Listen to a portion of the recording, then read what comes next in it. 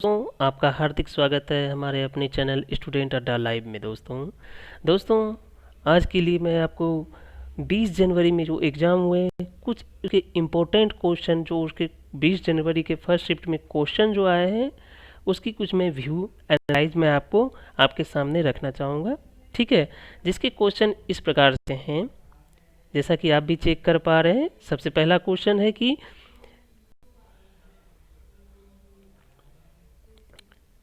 टकला मकान रेगिस्तान किस देश में स्थित है? टकला मकान रेगिस्तान किस देश में स्थित है? तो पहला क्वेश्चन का आंसर हो जाता है चीन। दोस्तों मैं इस प्रकार से आपको बताऊंगा ताकि आप याद भी हो जाए और दोबारा पढ़ने की भी ज़रूरत ना पड़े, इसलिए मैं दोबारा रिपीट कर रहा हूँ इस क्वेश्चन को। टकला मकान रेगिस्तान किस देश में स्थित है? चीन। एवं इसकी दूसरी क्वेश्चन है, प्लेनेटरी मोशन का कानून किसने दिया था? Johannes Kepler. प्लेनेटरी मोशन का कानून किसने दिया था? Johannes Kepler. इसकी चलिए मैं आपको कुछ डिटेल्स बता दे रहा हूँ। उन्हें टाइको की पोस्ट इंपीरियल गणितज्ञ के रूप में विरासत में मिली। जब टाइको की मृत्यु 1601 ईस्वी में हुई, टाइको द्वारा एकत्र किए गए सटीक आंकड़ों का उपयोग करते हुए केपलर ने पाया कि मंगल की कक्षा एक दीर्घवृत्तीय थी। 1609 में उन्होंने अपने खोजों को उजागर करते हुए एस्ट्रोनोमिया नोवा को प्रकाशित किया, जिन्हें अब केपलर के गति के नियम के पहले दो नियम कहा जाता है। ठीक है, इससे एक और क्वेश्चन आपका बनता है कि टाइको की मृत्यु कब हुई? 1601 ईस्वी में। ठीक है, एवं एस्ट्रोनोमिया नोवा को प्रकाशित किया गया 1609 ईस्वी में। ठीक है, इससे दो क्वेश्चन को आपको क्लियर हो गया। उसके बाद मैं तीसरे क्वेश्चन पे आता हूँ।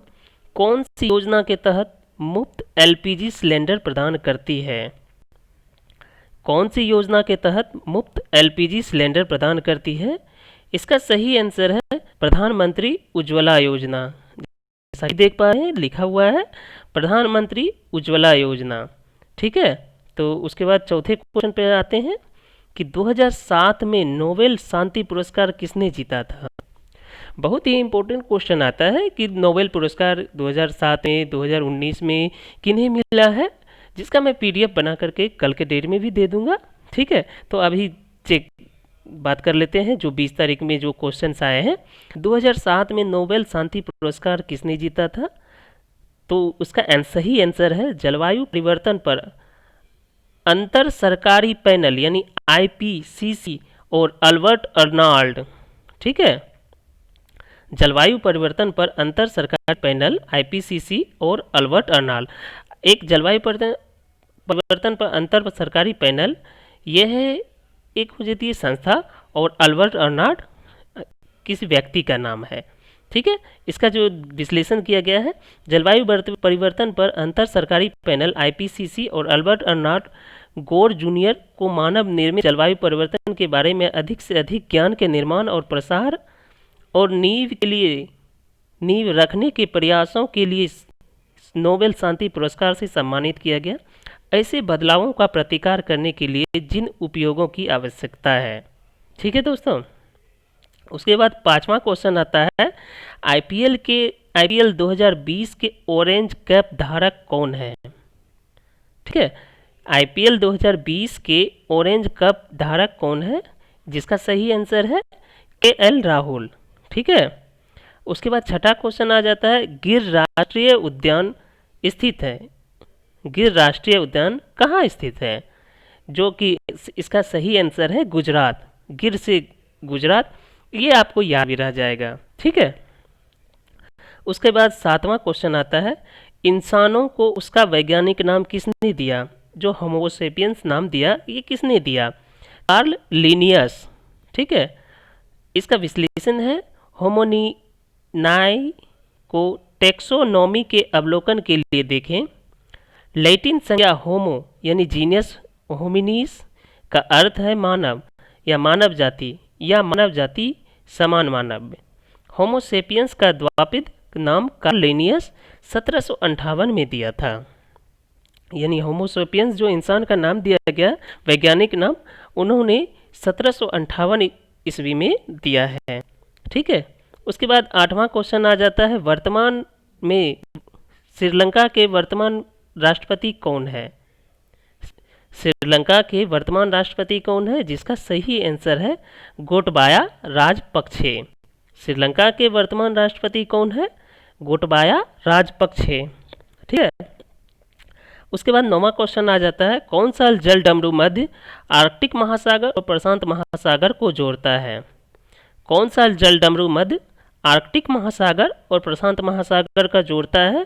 जिसका सही आंसर हो जाता है बेरिंग स्ट्रेट जल संधि। ठीक है।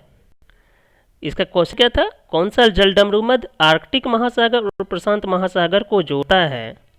जिसका सही आंसर है बेरिंग स्ट्रेट जल संधि। ठीक है। उसके बाद 10वां क्वेश्चन आ जाता है, गेटवे ऑफ इंडिया को डिजाइन किसने किया था? गेटवे ऑफ इंडिया को डिजाइन किसने किया था? जिसका सही आंसर है जॉर्ज विटेट। ठीक है। इसका जो है मैं इसके बारे में विश्लेषण कर दे रहा हूँ। संरचना 26 मीटर की है, इसकी ऊंचाई जिसकी 85 फीट ऊंचे बेसाल्ट से बना हुआ है। जॉर्ज विटेट की अंतिम डिजाइन को 1914 में मंजूरी दी गई और स्मारक का निर्माण 1924 में पूरा हुआ।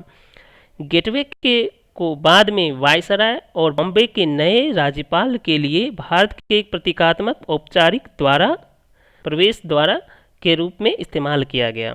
ठीक है। उसके बाद 11वां क्वेश्चन आता है, भारतीय राष्ट्रीय कांग्रेस की पहली महिला अध्यक्ष कौन थी? जिसका सही आंसर है एनी बेसेंट। भारतीय राष्ट्रीय कांग्रेस की पहली महिला अध्यक्ष कौन थी? सही आंसर है एनी बेसेंट। चलिए अब 12वां क्वेश्चन पे आते हैं, निम्नलिखित में से किसे 2020 में पद्म विभूषण से सम्मानित किया गया था? ठीक है। दिए गए विकल्पों के अनुसार कुछ 7 लोगों को इस पुरस्कार में सम्मानित किया गया था। ठीक है। इसका आंसर नहीं पूर्ण रूपेण दिया जा सकता क्योंकि ये बड़ा हो जाता। ठीक है। चलिए 13वां क्वेश्चन पे आते हैं, कंप्यूटर सिस्टम में सी प्रोग्रामिंग लैंग्वेज के खोजकर्ता कौन है? Dennis Richie. कंप्यूटर प्रोग्राम में सी लैंग्वेज के खोजकर्ता कौन है? Dennis Ritchie. यानी सी लैंग्वेज के खोजकर्ता डेनिस रिची हैं। चलिए 14 नंबर क्वेश्चन, दक्षिण अफ्रीका में महात्मा गांधी ने किस पत्रिका का प्रकाशन किया था? दक्षिण अफ्रीका में महात्मा गांधी ने किस पत्रिका का प्रकाशन किया था? जिसका सही आंसर है द इंडियन ओपिनियन। ठीक है। जिसका विश्लेषण दिया गया है, इंडियन ओपिनियन भारतीय नेता मोहनदास करमचंद गांधी द्वारा स्थापित एक समाचार पत्र था। दक्षिण अफ्रीका में नस्लीय भेदभाव से लड़ने और भारतीय और प्रवासी समुदाय के नागरिक अधिकारों को जीतने के लिए गांधी और नटाल भारतीय कांग्रेस के नेतृत्व में राजनीति आंदोलन के लिए प्रकाशन एक महत्वपूर्ण उपकरण था। ठीक है। उसके बाद पीएम जनधन योजना से एक सवाल पूछा गया था जिसे क्लियर रूप से नहीं दिया गया था। ठीक है। जिसे क्लियर रूप से प्रकाशित नहीं हो पाया, जानकारी नहीं मिल पाई। ठीक है। तो पीएम जनधन योजना के बारे में भी पूरी तरह से विश्लेषण कर लेंगे। ठीक है। उसके बाद आता है 2020 में आरबीआई के गवर्नर कौन रहे हैं? जिसका सही आंसर है शक्तिकांत दास। ठीक है। 2020 के आरबीआई के गवर्नर कौन रहे हैं? शक्तिकांत दास। उसके बाद 17वां क्वेश्चन आता है, नीति आयोग के वर्तमान सीईओ कौन है? नीति आयोग के वर्तमान सीईओ कौन है? अमिताभ कांत। इसका विश्लेषण है, अमिताभ कांत वर्तमान में national institute of transforming India यानी नीति NITI के सीईओ हैं। वह भारतीय प्रशासनिक सेवा यानी IAS केरल कैडर 1980 बैच के सदस्य हैं। ठीक है। चलिए इसके नेक्स्ट क्वेश्चन पर आते हैं, मौलिक कर्तव्यों में से एक क्वेश्चन पूछा गया है जिसका विश्लेषण भी आप क्लियर रूप से कर लेंगे। ठीक है। इसका भी क्वेश्चन सही तरीके से नहीं प्राप्त हो पाया। ठीक है। मौलिक कर्तव्य के बारे में भी पूरी तरह से पढ़ लेंगे। ठीक है। ये एक इम्पोर्टेंट क्वेश्चन में आता है। उसके बाद 19वां क्वेश्चन है, इंडिया डिवाइडेड पुस्तक किसने लिखी? इंडिया डिवाइडेड पुस्तक किसने लिखी? सही आंसर है राजेंद्र प्रसाद। 20वां क्वेश्चन आ जाता है, राष्ट्रीय पेंशन योजना से एक प्रश्न था, ठीक है, जिसका विश्लेषण भी जानकारी पूरी तरह से नहीं मिल पाई है, इसका क्वेश्चन भी आप ध्यान से पढ़ लेंगे पूरी तरह से, राष्ट्रीय पेंशन योजना से भी, ठीक है, जो कि अभी पीएम मोदी के द्वारा यूज किया गया है, चलाया गया है, ठीक है। चलिए अब 21वां क्वेश्चन पे आते हैं, निम्नलिखित में से किसे सुपर नेटवर्क कहा जाता था? दिए गए विकल्प दिए गए थे, इसका क्वेश्चन आप देख लेंगे, ठीक है। उसके बाद 22वां क्वेश्चन आता है, दिए गए में से कौन सा बंदरगाह भारत के पूर्वी तट पर स्थित नहीं है? दिए गए विकल्पों के अनुसार था ये, जिसमें कि भारत के पूर्वी तट पर 7 प्रमुख बंदरगाह हैं, जैसे तुतिकोरिन तमिलनाडु में, चेन्नई तमिलनाडु में, एन्नोर तमिलनाडु, विशाखापट्टनम आंध्र प्रदेश, पारादीप ओडिशा, हल्दिया और कोलकाता पश्चिम बंगाल और पोर्ट ब्लेयर अंडमान निकोबार द्वीप में है। ये पूर्वी तट के बंदरगाह में स्थित नहीं है, ठीक है। उसके बाद आता है 23वां क्वेश्चन, भारत में कितने पावर प्लांट है? भारत में टोटल कितने पावर प्लांट है? जिसका सही आंसर है 22 यानी 22 टोटल पावर प्लांट भारत में है, ठीक है। वर्तमान में भारत के पास 7 परमाणु ऊर्जा संयंत्र में 22 परिचालन रिएक्टर है, जिसकी स्थापित क्षमता 6780 मेगावाट है, ठीक है। उसके बाद 24वां क्वेश्चन है, निम्नलिखित में से किस देश, कौन सा देश ब्रिक्स का सदस्य नहीं है? ठीक है, दिए गए विकल्पों के अनुसार श्रीलंका इसका आंसर था, ठीक है। उसके बाद 25वां क्वेश्चन है, विश्व का सबसे बड़ा कॉफी उत्पादक कौन सा है देश? ब्राजील। विश्व का सबसे बड़ा कॉफी उत्पादक देश ब्राजील है, ठीक है। शीर्ष कॉफी उत्पादक देश ब्राजील में वैश्विक कॉफी आपूर्ति होती है 40% हिस्सा, यानी विश्व का टोटल 40% हिस्सा कॉफ़ी जो उत्पादन होता है सिर्फ ब्राज़ील में होता है। वियतनाम दूसरे नंबर पे है, जो कि दुनिया की कॉफ़ी उत्पादन में लगभग 20% हिस्सा है। कॉफ़ी व्यापार ब्राज़ील के सबसे विपुल उद्योगों में से एक है, ठीक है। 26वां क्वेश्चन है, अंतर्राष्ट्रीय चावल अनुसंधान संस्थान का मुख्यालय कहाँ है? लॉस बेनोस, जो कि फिलीपींस में है। अंतर्राष्ट्रीय चावल अनुसंधान संस्थान का मुख्यालय कहाँ है? लॉस बेनोस, जो कि फिलीपींस में स्थित है। फिलीपींस में लॉस बेनोस में स्थित इस संस्थान के कार्यालय एशिया और अफ्रीका के 17 चावल उगाने वाले देश में से हैं और 1000 से अधिक कर्मचारी स्थित हैं। उसके बाद गल्फ स्ट्रीम से एक क्वेश्चन पूछा गया था, जिसका आप विश्लेषण पढ़ाई कर लेंगे, अच्छे से रीड कर लेंगे गल्फ स्ट्रीम के बारे में। उसके बाद 28वां क्वेश्चन है, गेहूं का वैज्ञानिक नाम क्या है? ट्रिटिकम वल्गर, ट्रिटिकम वल्गेरे, ठीक है। उसके बाद 29वां क्वेश्चन है, कंप्यूटर का जनक किसे कहा गया है? Charles Babbage. कंप्यूटर का जनक किसे कहा गया है? चार्ल्स बेबेज को। इसका विश्लेषण है, चार्ल्स बेबेज 1791 टू 1871 एक असाधारण प्रतिभाशाली वैज्ञानिक, गणितज्ञ, अर्थशास्त्री और इंजीनियर थे।